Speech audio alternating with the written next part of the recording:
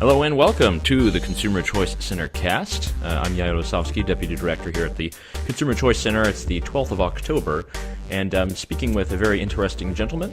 He is a research fellow here at the Consumer Choice Center and also at the Institute for Research in Economic and Fiscal Issues, as well as an assistant editor at Speak Freely, Mr. Ryan Khurana. Ryan is here to talk to us a little about automation, artificial intelligence, and the future of employment. So welcome to this short but brief Consumer Choice Center cast, Ryan. Thank you, Yael, for having me on. So the thing that we want to talk about today and kind of explore is I'll be linking two of your articles that you've written on this topic. And I think this is very important, not only for people who are in the economic realm, but also consumers. You know, if we're talking about completely changing the labor market and the workforce, this is something that will have a huge impact. So if you could just, for me, sum up your kind of essential argument that you make in your article for the Institute for Research in Economic and Fiscal Issues, and how that relates to the future of work and whether or not the poor and destitute peoples will be put out of work by robots and artificial intelligence. Sure thing. So basically the premise of my argument and the research that I do is that I think the fear of automation is quite overblown. And I think it's overblown because there's a fundamental misunderstanding of what a job really is. Now, when a new technology comes out, for example, like the self-driving car, which can understand the road and maneuver it with similar aptitude to an individual, people think that this replaces the work of a human driver because it can do what that driver spends a lot of his time doing. Now, a job is more than the tasks you do, and automating certain tasks does not replace the human effort involved in a job. And the focus of my work is to show that when we automate certain tasks that take up even most of the time of an individual in a job, it does not replace the full economic value of an individual. And what occurs is you change the skill requirements of those individuals to make up for the things they didn't have a lot of time to do. Now, a very practical historical example of this was the introduction of the automated teller. So in the olden days, before the 50s, the job of a bank teller was to update your bank balance and give you your cash. Now, that job took up most of their day, but it did not provide the bank with the most economic value. It was a very rote task. So originally, people predicted that an automated teller would make bank tellers redundant because it did what they spend most of their time doing. However, since the introduction of the ATM, we have twice the number of bank tellers globally that we had then. And the reason for this is fairly simple. The automated teller reduced the amount of space needed for the bank to do majority of their tasks, so they could open up more branches that were smaller. And in these more branches, they hired human tellers to do other things that they couldn't spend as much time doing before, namely providing better customer service, selling customers on new features, changing their accounts, and all this other stuff that really makes you loyal customer to that bank. That provides a lot more economic value. So what automation really does is allows people to focus on the tasks that provide the highest amount of economic value, which is better for both consumers and workers because it means that the price of doing business is lowered, which is better for the consumers as their prices get cheaper. But it's better for the worker because if they're only focusing their time on tasks with the maximum economic value, it means they're being more productive, and that should translate to higher wages relative to the decreasing prices. Okay, and one thing that you do mention and highlight a little bit in your article, and I think that many people, whenever they think about this topic, are worried about, is particularly workers that are a bit older, that might not have some of the skills of the younger workforce who it's a bit easier for them to go and get education or learn how to code and learn how to, learn various skills. So what happens to the kind of elder workforce whenever there is this kind of a threat that automation might maybe not take away their job, but at least reduce the capacity for them to do their job, or perhaps provide an alternative to them working 8 hours a day on a particular task? Yeah, so I think with the older workers, there's two issues. One is that what you mentioned was things like learning how to code. Now, a lot of my research suggests that STEM fields are not the fastest growing occupations. What are growing the fastest are social care type occupations, anything that involves a high degree of communication skills. Now, while I believe that this is easier to learn, simply if you have the economic incentive to become a more sociable person, you can invest in becoming one. It's not as difficult as learning to code. However, you're right that not everyone is a very sociable person, and what should we do for people that never needed these skills before? Now, there's a couple of things we can do. One of those things is, I believe, to allow the labor market to be more dynamic so that these jobs that require a high degree of social skills will adjust their wages to be relative to how much their economic value is. So what does that mean for the labor market to be dynamic? What would that specifically mean in terms of I'll give you a very practical example for the UK. So in the UK, there's a huge shortage in primary school teachers because most of the primary school teachers work for the state education system, and relative to the US, they earn considerably less pay.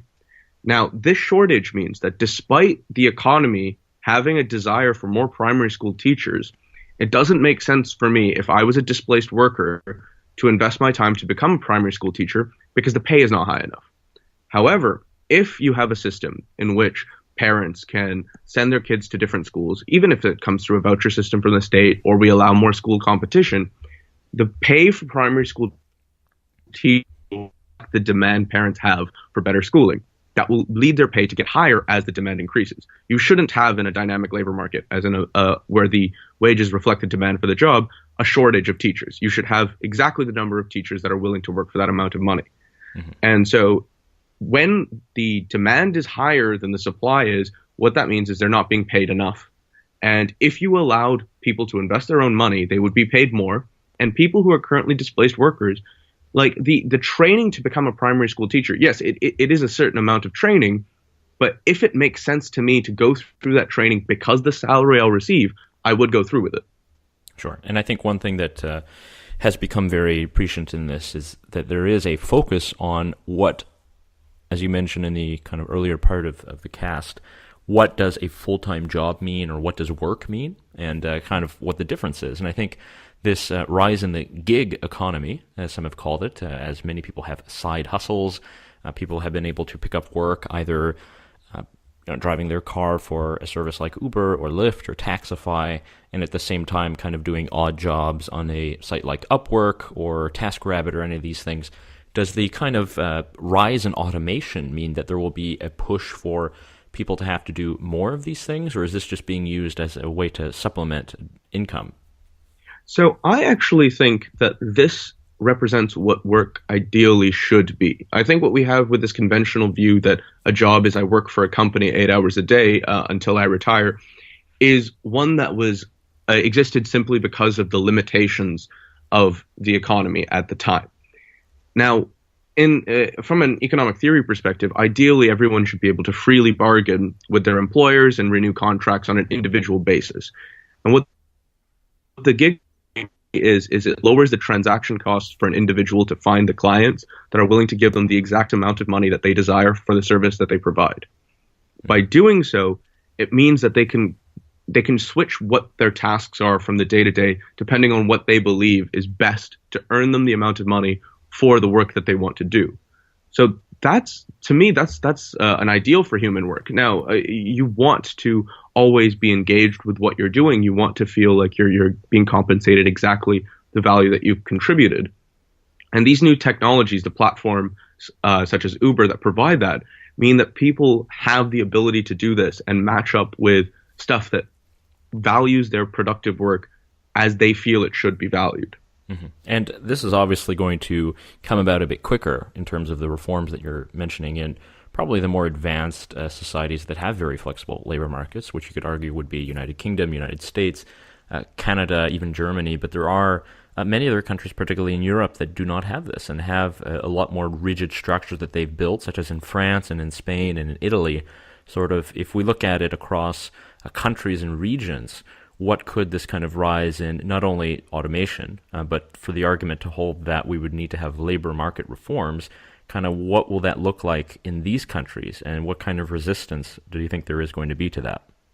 Well, you already see it practically in the difference between France and the States when it comes to what we were talking about with the platform economy. So Uber is very highly regulated in France. The taxi lobby wanted to ensure that the current crop of taxi drivers do not lose out from this new platform.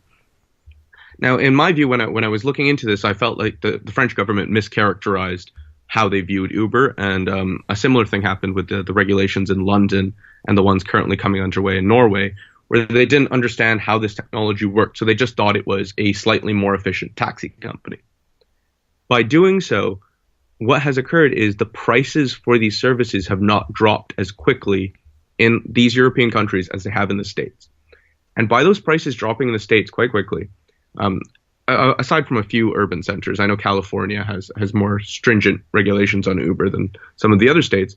The prices have dropped there quite quickly, which has facilitated a huge push in new economic activity. If it costs me less to get an Uber every day rather than a taxi, I'm using Uber more. I'm facilitating different types of transport that I wouldn't have done earlier. I can go get a meeting if I don't own a car much faster. I'm wasting less time. I can spend more of my time doing other things. So everyone is more dynamic as a result. And that comes from the fall in general prices. So when you have this resistance in a lot of these countries to these new technologies and to the more dynamic labor market rules, you have prices stay very fixed, which lowers the opportunity for social mobility, and it lowers the opportunity for innovation in other sectors that are unrelated because you don't have the reallocation of my money and my time that would have happened otherwise. And I think that is a very important point for consumers in that, you are able to save costs in many different areas, whereas you would spend let's say 60% of your disposable income on X or Y product or service. Because there's been a reduction in costs, you're now able to afford more, or perhaps have additional choices, other things that you can buy or purchase, or you can save more for education or for future investments. So at least for the consumer side, this should in the whole be a positive thing. Is that right? Absolutely. When you're saving both money and time, and you're creating these, one of the innovations to platform economy, such as Upwork, even eBay and Amazon, is it facilitates trust between people, because instead of me dealing with a stranger once, I am basically having the aggregation of every single time everyone has interacted with a stranger to tell me how trustworthy this individual should be. And so when you have lowered the barriers to trust, when you have reduced the costs, and when you've reduced the time commitments, I can use all that to be far more productive in all walks of life otherwise. So to go to a more pessimistic note very quick, because I think what you said is important, but it's also important to see the kind of reaction to that. And particularly, as we've seen in Europe, a lot of the digital companies and services that have kind of sprawled up or come over from the United States or actually been born in places like the UK, what they face is a kind of a very odd tax regime and very punitive taxes, as has been seen in the case of Apple, with Ireland that was forced by the European Union, and you're seeing a lot of this more now with Facebook and Amazon. So sort of what will the governments, what are they going to be doing in order to try to trap some of this income that is being either gained through, you could say, the gig economy or through kind of the digital services that we're all able to use? Sort of what will that mean for how governments view work in the future, and what could be any kind of proposals perhaps to address that? Yeah, so I was at the Conservative Party conference in the UK last week, and they had a panel about the gig economy, and one of their focuses was exactly this. One of the reasons why it's being more efficient is the fact that it's changing the market structure of these companies, which also changes their tax obligations. When you're an individual driver matching up with an individual rider, in the case of Uber, you're not doing this as a company as a whole. And what that means is you're not meeting the minimum threshold to be charged VAT. So the government is losing a huge amount of VAT as a result. But this is the reason why it's cheaper for consumers as well, because the VAT costs are not included. I do think you're going to have stiff resistance from some governments because VAT revenue and corporate tax revenue are huge contributors to the Treasury's purse. But at the same time, you have to understand that the reason why these companies are so successful is because they found a way to get around the kind of barriers that made other older companies stale. When older companies had to deal with all these tax obligations, their costs were higher, and these companies figured out a way to avoid those tax obligations, which makes them more competitive. Now, if you come up with a new regime, and I don't know what that new regime would look like, to figure out a way to tax these new companies, all that does is create the incentive for a different group of people to figure out another way to come up with a company that doesn't have those tax obligations and upend the current crop of companies that exist. Definitely. I don't think there exists a way to ensure that there's full that all new innovation exists only within the kind of tax framework we currently have, because it's not future proof. Definitely. And you would say, though, that bringing in our earlier topic of kind of automation and the future of work and companies, though, you do view yourself as an optimist then, that we are going to be able to have not only a more prosperous tomorrow, but that more people will be fulfilled in kind of their work and their economic output. Is that right? Yeah, I am very optimistic about what these technologies can do. And I actually don't think they're going to do enough for the problems we're currently facing. Now, you hear a lot of this very pessimistic talk about how it's going to destroy traditional jobs. People will be left unemployed. But if you look at the demographic data, we have a rapidly aging population. Within 20 years, over 50% of the UK's population will be over 65. And the number of people over 85 is increasing rapidly as well. Now, you can't expect the far older group of the population to keep working forever. So you're going to have a lot of people leaving the workforce, which is bad for productivity. It's bad for tax collection. It also puts a lot of costs on the healthcare services. So you need innovation to make sure that this mass exodus that will eventually happen from the workforce isn't damaging to everyone. And I don't even know if this innovation is enough to make sure that that's the case. Definitely. Well, we'll be looking out for that and hopefully reading much more of your articles. Again, that's Ryan Khurana, a research fellow with Consumer Choice Center and all-around great writer on these topics. You can find more of his work on consumerchoicecenter.org.